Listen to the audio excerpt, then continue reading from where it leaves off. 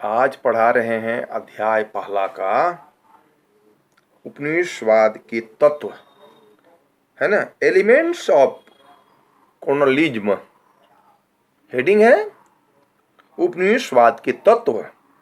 Elements of colonialism heading है। तत्व के बारे आज बता रहे हैं। उपनिवेशवाद के तत्व कौन कौन है और तत्व क्या है, एलिमेंट्स क्या है, इसको आपको जानना मस्ट इम्पोर्टेंट है ना।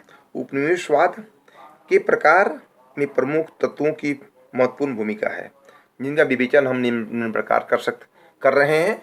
कैसे देखिए। पहला है साम्राज्यवादी सोच।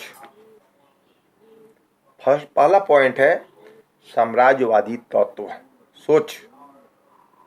तत्व पहला है साम्राज्यवादी सोच। हमारी सोच ऊंचा होनी चाहिए।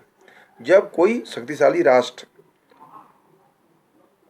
अपनी शक्ति का प्रयोग कर अन्य राज्यों को अपना उपनिवेश बनाता है जब कोई राष्ट्र शक्तिशाली होता है और कमजोर राष्ट्र पर अपना अधिकार जमाता है, समझ गए क्या करता है? कमजोर राष्ट्र पर अधिकार जमाता है ना, प्रयोग कर अन्य राज्यों को अपने उपनिवेश बनाता है। तब यह स्थिति उपनिवेशवादी राष्ट्र को साम्राज्यवादी सोच को दर्शाता है। समझ गए? सोच को दर्शाता है, बताता है हमें, है ना। इसको हमें बताता है, दर्शाता है ना। अब अगला आइए सेकंड पॉइंट, प्राकृतिक व मानव संसाधनों का दोहन। प्राकृतिक और मानव साधन का दोहन भी इसका एक महत्वपूर्ण तत्व माना जाता है। तीसरा आइए मानवाधिकारों का हनन। मानवाधिकार का हनन आजकल हो रहा है। ये मानवाधिकार का हनन नहीं होनी चाहिए। होनी चाहिए? नहीं होनी चाहिए।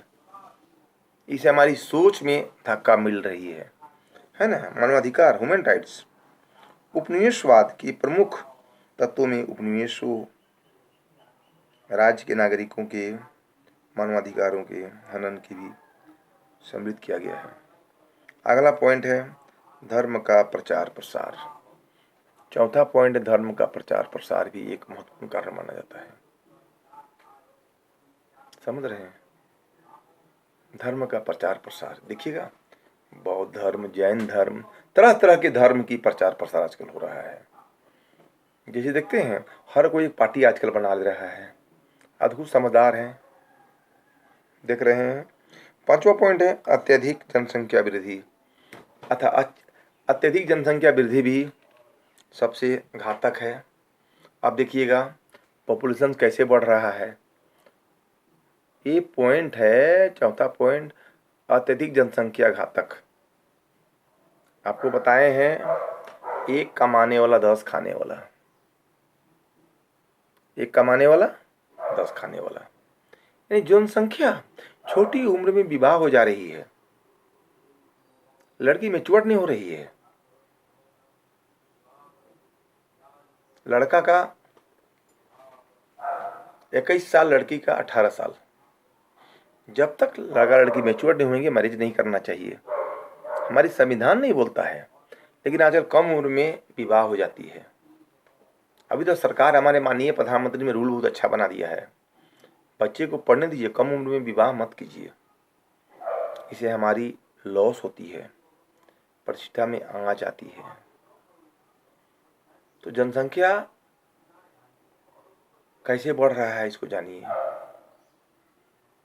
खाद्य पदार्थ बढ़ रहा है, 1 2 3 4, है ना, अंगगणितीय।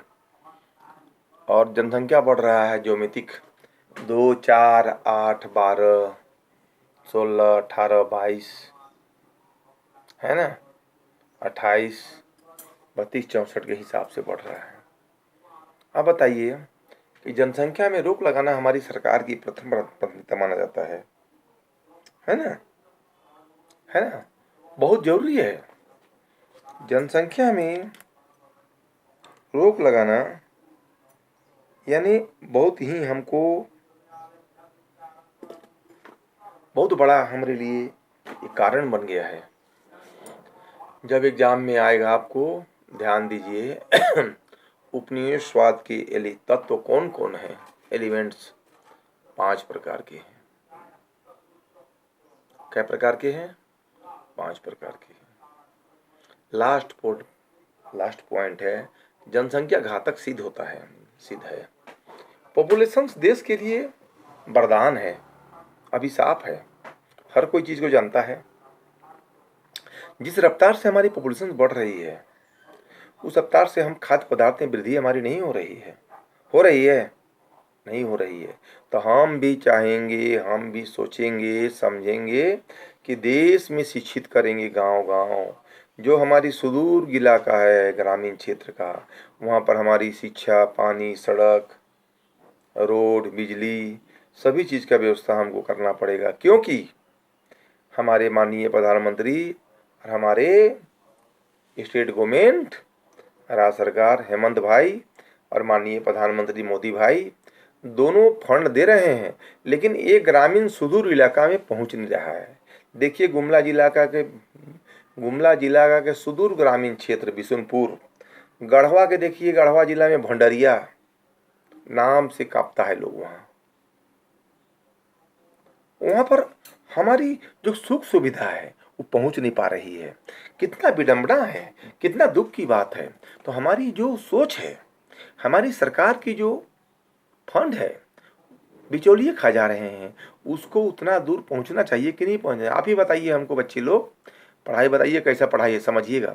हमको जो सरकार दे रही है उस चीज पहुंचना चाहिए ना, तब ना हमारी देश सुदृढ़ होगा, बलशाली होगा, अव्वल होगा।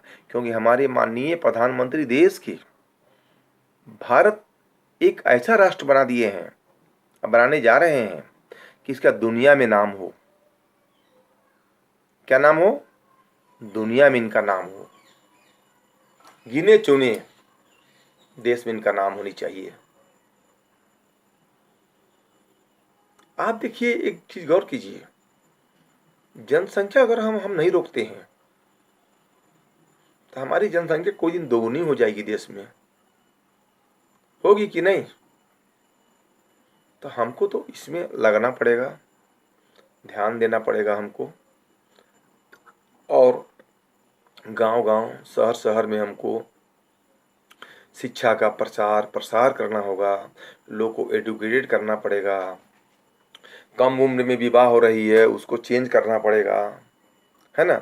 जब तक बालिग नहीं हो जाती है लड़की, तब तक हम उसका मैरिज नहीं करेंगे। जब तक लड़का को नौकरी नहीं हो जाता है, बालिग नहीं हो जाता है, लड़का का भी शादी नहीं करेंगे। हमको कुछ करने के लिए अपने आप सजग रहना पड़ेगा, चेंज होना पड़ेगा अपने आप हमको। जब तक हम अपने आप चेंज नहीं होंगे, कुछ होगा हमको? आप बताइए, नहीं होगा। तो हमें अपने आप चेंज होना होगा, सजग होना होगा। पॉपुलेशंस को रोकने के लिए शिक्षित करना होगा, गांव कस्बा सुदूर क्षेत्र में जाके शिक्षा का प्रसार करना होगा। कम उम्र में विवाह को रोकना पड़ेगा। पहले पढ़ाई करो, शिक्षित हो, बच्चे कम होंगे, एज के अनुसार शादी करो, है ना। तब हमारी देश की शिक्षा, जनसंख्या, पॉपुलेशन कंट्रोल होगी, कम होगी। इस प्रकार हम कह सकते हैं, एग्जाम में आएगा कि उपनिवेशवाद के तत्व 5 प्रकार के हैं, जिसे हमें ज्ञात होता है कि जनसंख्या को रोकना हमारा एक कर्तव्य बन जाता है। समझ रहे बात को? ठीक है।